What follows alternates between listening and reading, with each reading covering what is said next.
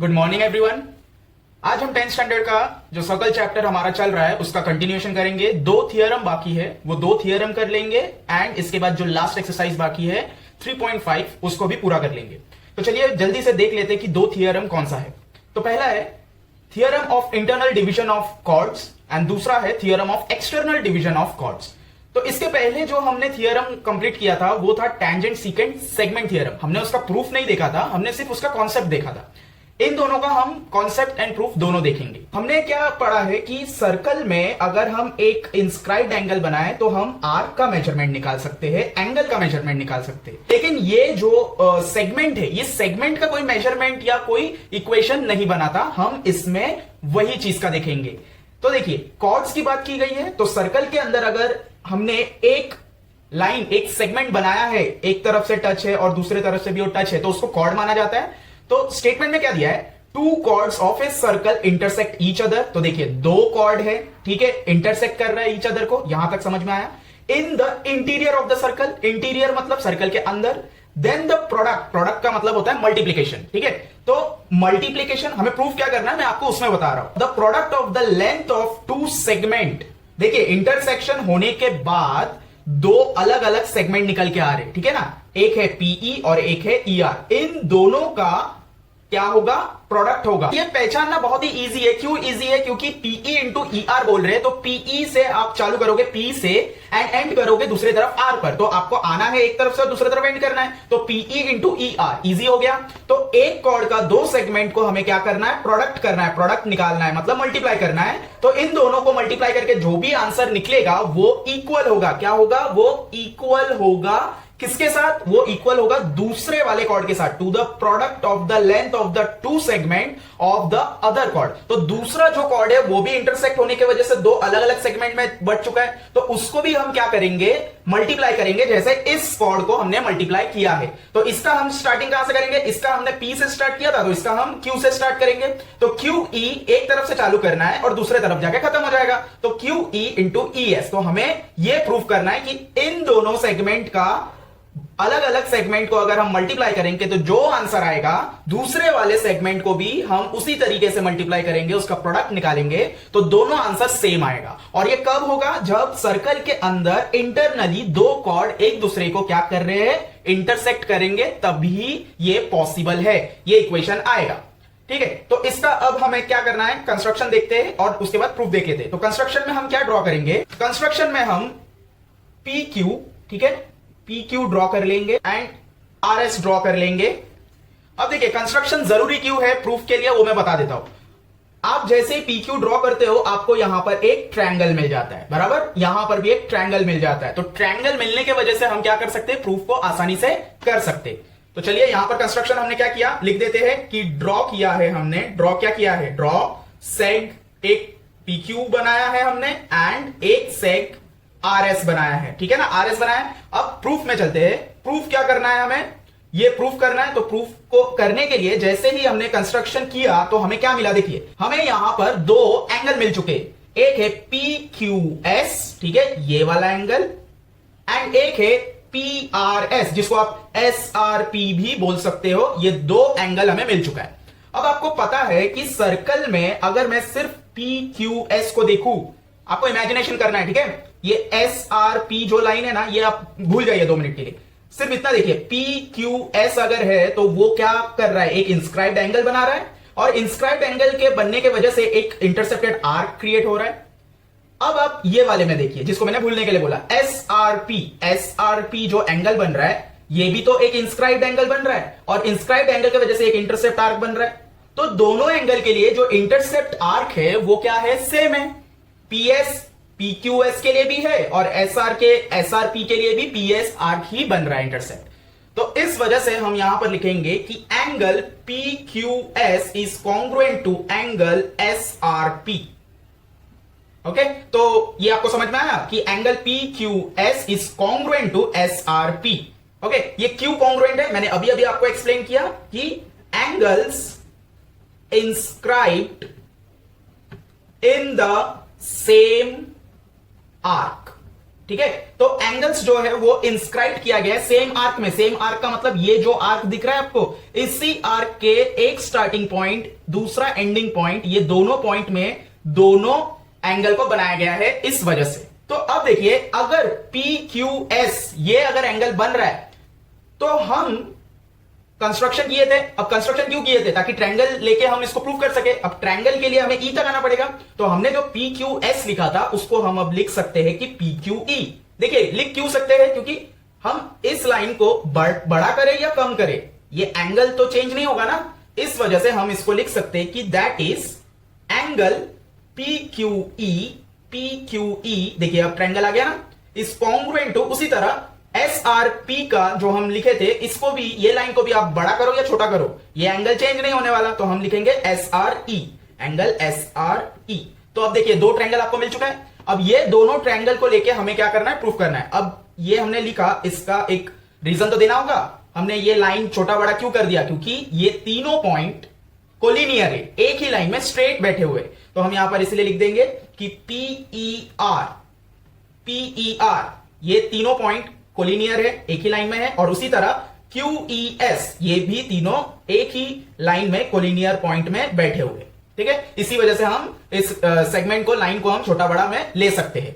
Okay, आगे बढ़ते हैं। तो अब ट्रायंगल क्रिएट हो चुका है, तो ट्रायंगल का नाम ले लेंगे इन ट्रायंगल PQE। PQE देखिए, Q एंगल बना था ना, इसलिए Q को बीच में रखा। एंड ट्रायंगल SRE देखिए, R एंगल बना था इसलिए R को बीच में रखे। अब इसमें हमें सिर्फ दो चीज प्रूफ करना है, इसीलिए मैं यहां पर दो अलग अलग ट्रायंगल बना लेता हूं। तो ये दोनों ट्रायंगल को मैंने सीधा करके यहां पर रख दिया है। ओके, अब इसको हम प्रूफ करते हैं। तो यहां पर अगर हम देखें कि एंगल PQE देखिए, PQE और SRE यहां पर पहले से प्रूफ है ना, तो इसको ना पॉइंट नंबर 1 दे दीजिए और ये पहले ही लिख लीजिए, क्योंकि वो हमें मिल चुका है। और ये हमें कहां से मिला? ये हमें फ्रॉम 1 से मिला। ठीक है, तो देखिए, PQE is congruent to SRE, ये दोनों एंगल क्या है? कॉन्ग्रुएंट है। ओके, अब नेक्स्ट है एंगल PEQ। देखिए, PEQ इस वाले में देखेंगे तो ही समझ में आएगा। क्यों? क्योंकि दोनों ट्रायंगल के लिए एक एंगल जो है ना वो कॉमन है, E। ठीक है, तो इसीलिए हम लेंगे PEQ is congruent to angle SER। ठीक है, SER। और इसका रीजन क्या रहेगा? इसका रीजन रहेगा, देखिए, वर्टिकली ऑपोजिट एंगल क्रिएट हो रहा है कि नहीं यहां पर, तो वर्टिकली ऑपोजिट एंगल्स। ठीक है, तो अब हमने दो चीजें यहां पर प्रूफ कर दिया है, तो हम अब बोल सकते हैं कि triangle PQE is congruent to triangle SRE। ठीक है, तो ये दोनों एक दूसरे से क्या हो गए? कॉन्ग्रुएंट हो गए। और इसका रीजन क्या रहेगा? इसका रीजन रहेगा by AA test of similarity. अब देखिए, हम AA टेस्ट में ही रुक क्यों गए? क्योंकि अगर आपने यहां पर एक एंगल प्रूफ किया और एक साइड प्रूफ किया होता, तो आपको क्या करना होता? तीसरा वाला ढूंढना होता, क्योंकि SA करके कोई टेस्ट होता नहीं है। ठीक है, आपने अगर दो साइड यहां पर ढूंढ लिया होता तो SS होता, तो SS करके कोई टेस्ट है नहीं। एक SSS टेस्ट है, AAS टेस्ट है, ठीक है, SAS टेस्ट है, ठीक है, SAA टेस्ट है। इनके अलावा AA टेस्ट सिर्फ भी होता है। तो उस तरीके से हमने क्या किया, अगर हमको AA टेस्ट मिल चुका है तो हमने ये प्रूफ में रख लिया। अब देखिए, अगर दोनों ट्रायंगल कॉन्ग्रुएंट प्रूफ हो चुका है, तो हम इसको क्या बोल सकते हैं कि ये दोनों ट्रायंगल एक दूसरे से सिमिलर भी है। ठीक है, और अगर दोनों ट्रायंगल एक दूसरे से सिमिलर है, तो हमने सिमिलैरिटी पढ़ा है, तो हम यहां पर क्या करेंगे? PE, अच्छा इसमें देखते हैं, PE, ठीक है, side PE is congruent to SE, हम ये ले सकते हैं। ठीक है, तो यहां पर लिखेंगे PE अपॉन SE। ठीक है, हमने क्या किया है? इसको प्रोपोर्शन में लिया है। सिमिलैरिटी में हमने क्या पढ़ा है कि PE और SE अगर दोनों ट्रायंगल सिमिलर है, तो इनके जो करस्पॉन्डिंग साइड्स होते हैं वो क्या होते हैं? आपस में प्रोपोर्शनल होते हैं। इज इक्वल्स टू, हम ऐसा भी लेंगे कि QE अपॉन RE। ठीक है, देखिए, QE अपॉन RE। ओके, तो ये हो गया। अब ये हमने किस तरीके से लिया? ये हमने लिया करस्पॉन्डिंग, यहां पर जगह नहीं है, मैं शॉर्ट में लिखता हूं, corresponding sides of similar triangles are in proportion, ठीक है ना। तो करस्पॉन्डिंग साइड्स जो है इस सिमिलर ट्रायंगल के वो प्रपोर्शन में है। तो उसी तरह अब हम अगर इसको क्रॉस मल्टीप्लाई करें तो हमें ये आंसर मिलेगा। तो देखिए आर ई जो है वो पीई के साथ जाके क्या हो जाएगा, मल्टीप्लाई। तो यहां पर ई आर लिखा है, अब आर ई लिखो या ई आर लिखो सेम होता है, तो हम लिखेंगे PE into E R is equals to, देखिए ऐसी जो है वो क्यूई के साथ जाके मल्टीप्लाई हो जाएगा, क्रॉस मल्टीप्लाई ना, तो आप ऐसी लिखो या ई एस लिखो सेम होता है, ठीक है। तो प्रूफ तो हमने कर दिया, लेकिन आपको ध्यान क्या रखना है, आपको ध्यान रखना है कि इंटरनल डिवीजन जब भी होगा आपको बस दो कॉर्ड को देखना है और जो इक्वेशन बनता है वो लिखना है। तो फॉर एग्जांपल यहां पर अगर कोई दूसरा अगर कुछ भी नाम दिया हो, आपको बस क्या करना है, ये इक्वेशन तैयार करना है, पीई ई आर, ठीक है, दोनों इंटू में, और ये कॉर्ड के भी दोनों इंटू में। जहां से आप जो साइड से इसको चालू कर रहे हो उसी साइड से इस कॉर्ड को भी चालू करना है, बस इतना ही ध्यान रखना है। प्रूफ भी हमने देख लिया और कॉन्सेप्ट भी समझ गए। नेक्स्ट, यही वाला जो इंटरसेक्शन अंदर होने की जगह अगर सर्कल के बाहर हो तो क्या होगा। The theorem of external division of chords, देखिए अब ये सर्कल में अगर मैं बाहर के अगर लाइंस को मैं नहीं देखूं तो ये सर्कल के अंदर पहले तो कॉर्ड्स क्रिएट हो रहे, देन अगर मैं इस लाइन को एक्सटेंड करूं तो ये सीकेंट बन जाते हैं। आपको दोनों डिफरेंस पता है ना, chord and secant, video available है, आप देख लीजिएगा। इफ सीकेंट कंटेनिंग कॉर्ड्स, देखिए यहां पर बोला है सीकेंट कंटेनिंग कॉर्ड्स, ठीक है, यही सीकेंट में कॉर्ड्स भी है करके।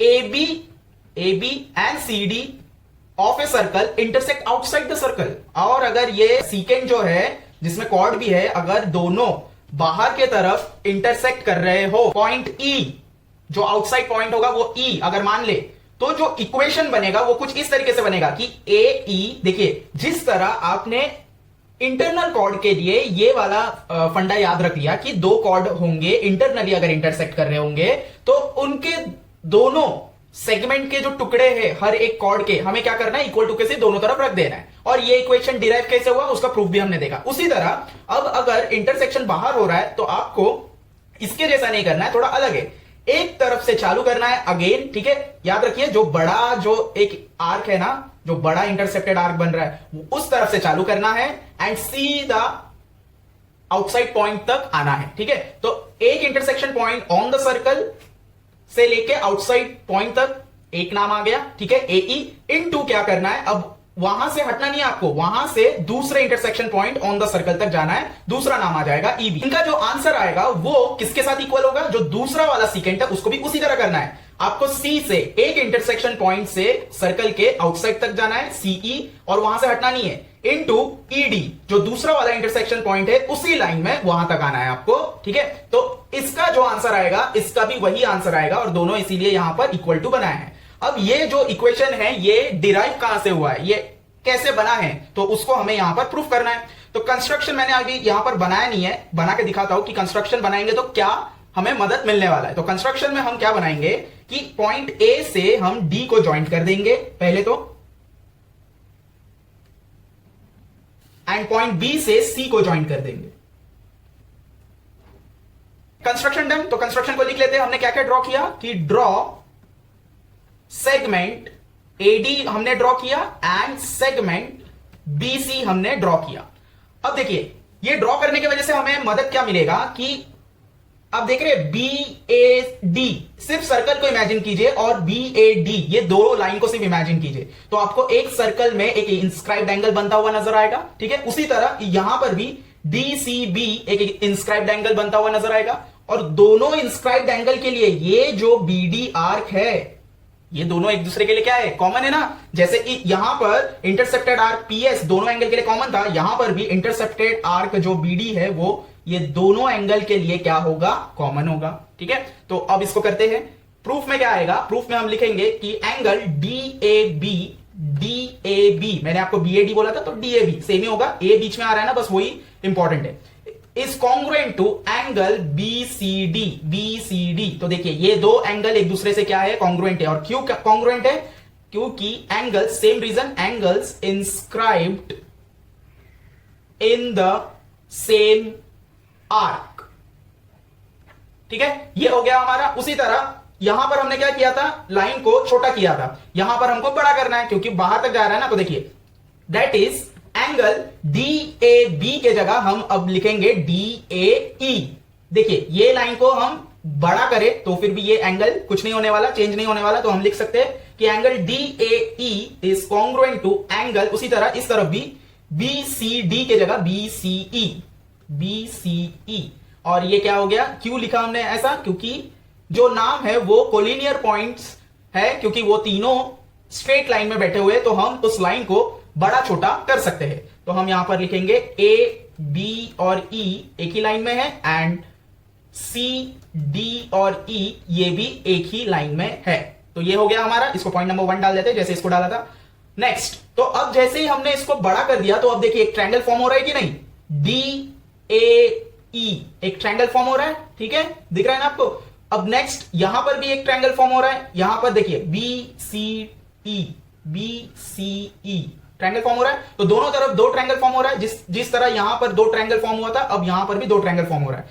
तो हम उस दो ट्रायंगल का नाम लिख लेंगे कि ट्रायंगल ADE, ठीक है, ADE लिया है हमने, ये वाले एंगल को हमने यहां पर लिया है, ठीक है, ध्यान रखना है, ADE एंड ट्रायंगल CBE यहां पर अगर D को लिया है तो यहां पर भी B को लेना पड़ेगा, ठीक है। तो एंगल को हमने ले लिया, अब देखते हैं इसमें कॉन्ग्रुएंट क्या है। यहां पर हमने एक प्रूफ करके रखा है, उसी को पहले लिख लेते हैं इसके तरह, DAE is congruent to angle BCE, कहां से मिला, फ्रॉम पॉइंट नंबर 1।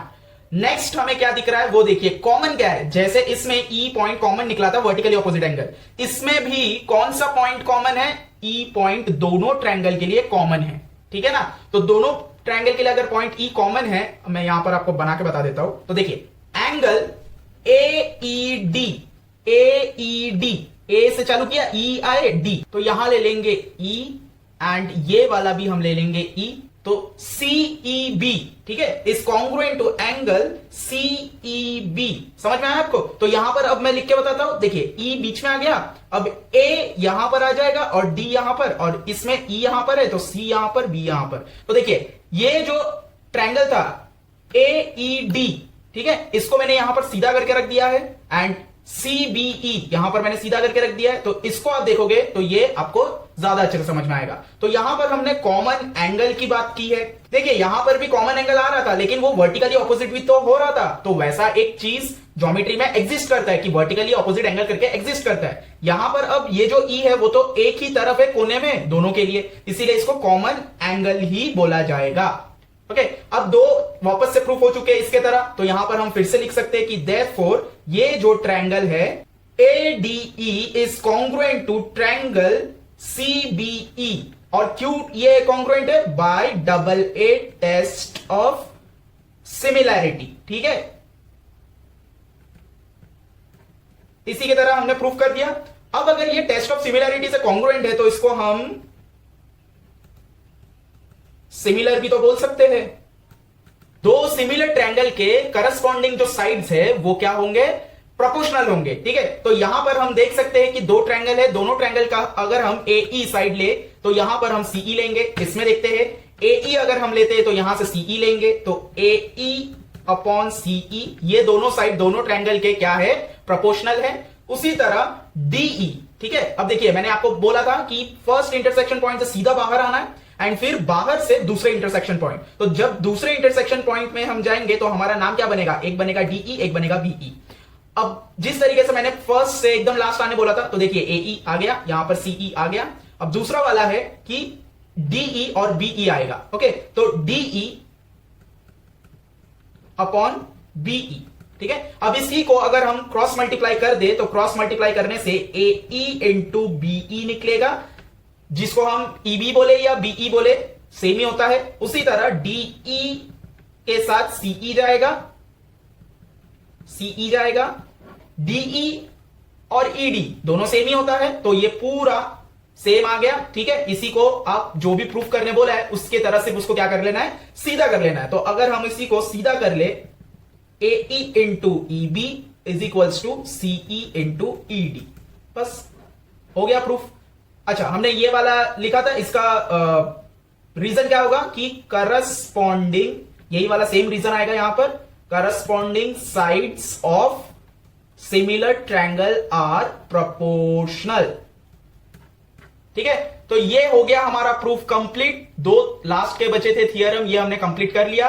इसके पहले हमने टेंजेंट सेकेंड सेगमेंट वाला थियरम भी हमने देख लिया है। आई होप आपको ये दोनों थियरम अच्छे से समझ में आया है एंड इसके जो इक्वेशन है वो किस तरीके से हमें अप्लाई करना है हर बार और किस तरीके से उसको बनाना है वो भी आपको समझ में आया है। अगर वीडियो अच्छा लगे तो लाइक कीजिए, शेयर कीजिए एंड चैनल को सब्सक्राइब जरूर कीजिए, ताकि आगे जितने भी आने वाले टॉपिक्स है वो जब भी मैं नया वीडियो लाऊं तो आपको नोटिफिकेशन मिलता रहे। Thank you.